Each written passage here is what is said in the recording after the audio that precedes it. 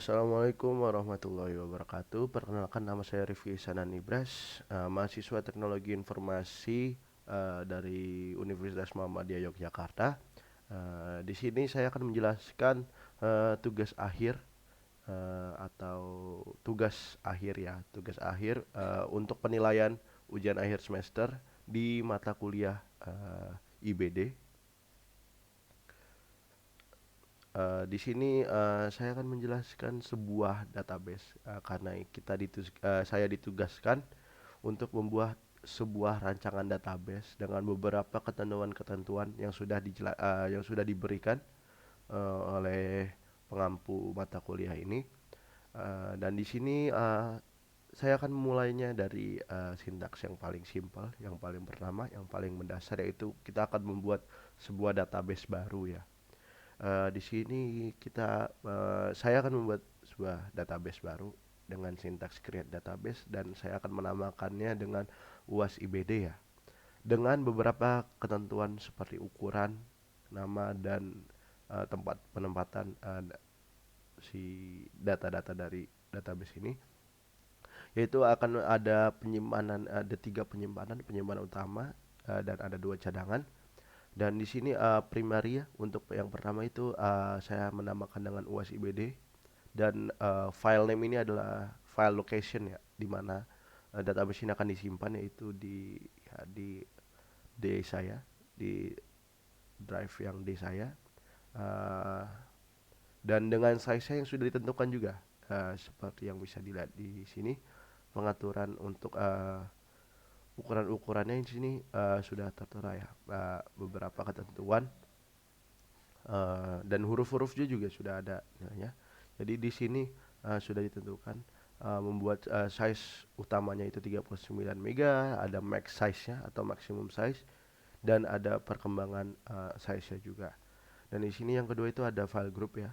Ya, cadangan yang pertama itu dengan nama yang sudah ditentukan, harus dengan nama kita sendiri, dan location-nya juga dengan sama, dan size-nya pun berbeda dengan ketentuannya itu sendiri, max size, size, dan file growth ya.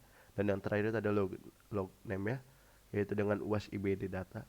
Ini nama yang saya berikan, dan lokasinya pun sama, hanya dibedakan di terakhir, yaitu ada MDF, NDF, dan LDF dengan size yang berbeda-beda juga. Eh, Setelah kita sudah membuat database-nya, kita bisa menggunakan dua cara, yaitu kita bisa menggunakan sintaks use dengan nama database, yaitu WASIBD, atau kita bisa menggunakan tab yang ada di SQL query itu sendiri. Nah, seperti ini. Setelah kita sudah membuat database ini, kita akan membuat beberapa tabel yang sudah diberikan juga.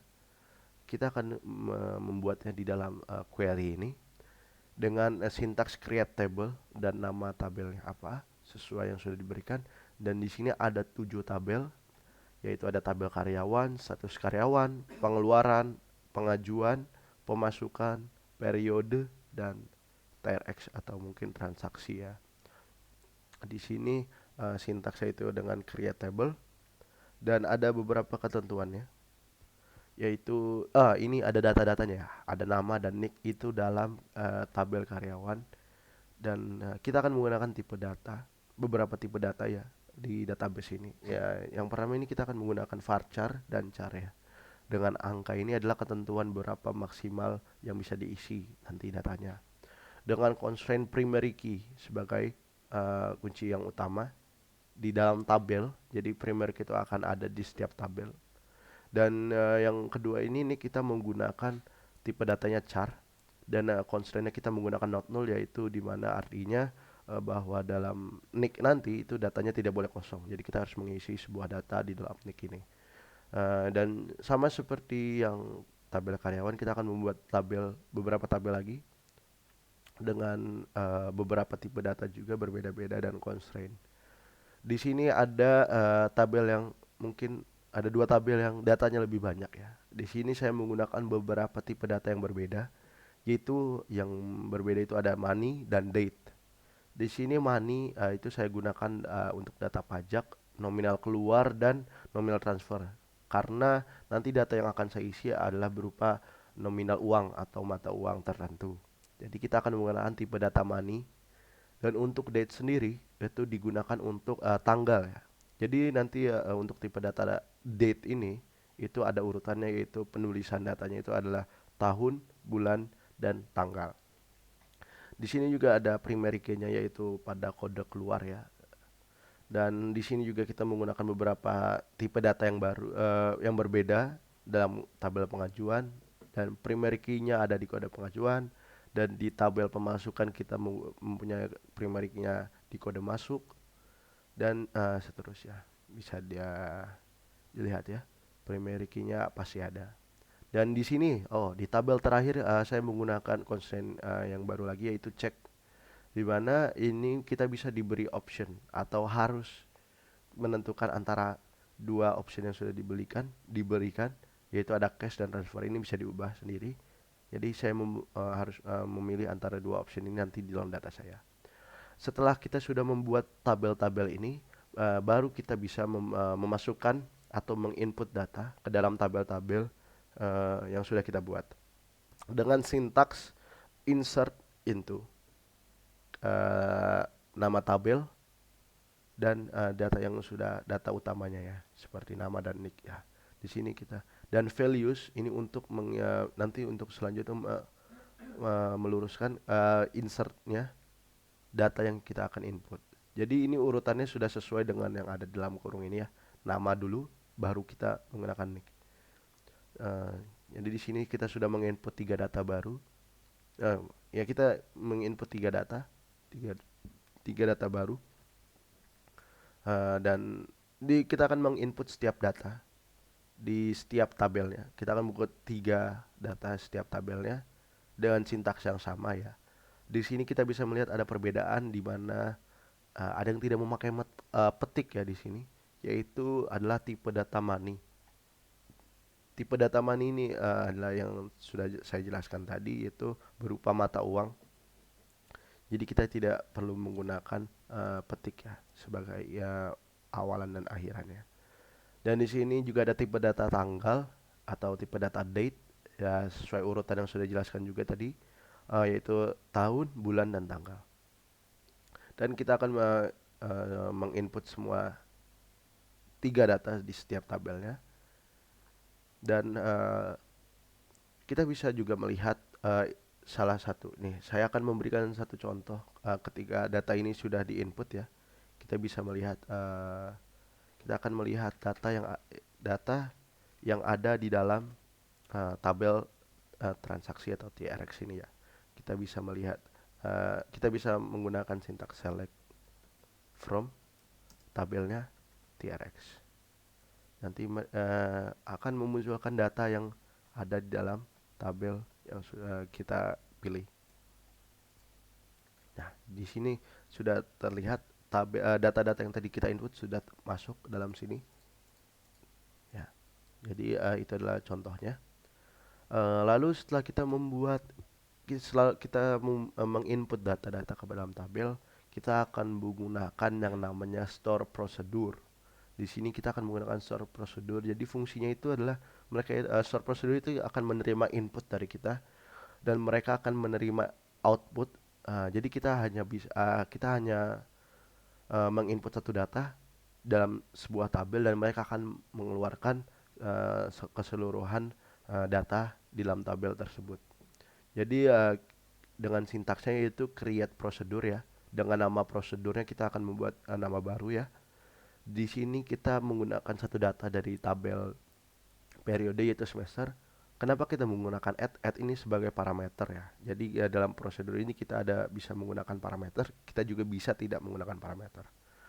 Uh, Lalu varchar ini tipe datanya sesuai sama yang sudah kita tulis di atas di tabel periode untuk semester. Dan kita menggunakan select from tabel yang berisikan data semester ini periode, where kita menggunakan semester tanpa parameter ini untuk menunjukkan bahwa parameter yang baru kita buat itu sama dengan data yang udah ada di dalam tabel periode. Jadi ini nilainya sama. Kita akan membuat 3 store procedure ya, seperti ini. Lalu kita untuk melihat fungsi dari store prosedur yang sudah tadi saya jelaskan itu, kita bisa contoh, kita akan mengambil satu data dari semester ya. Kita akan menggunakan semester 3. Di sini mereka langsung akan menampilkan seluruh data di tabel periode yang memiliki data semester 3. Jadi semester 3 ada di tahun 2021 dengan ID periodenya PP03. Jadi seperti itu fungsinya.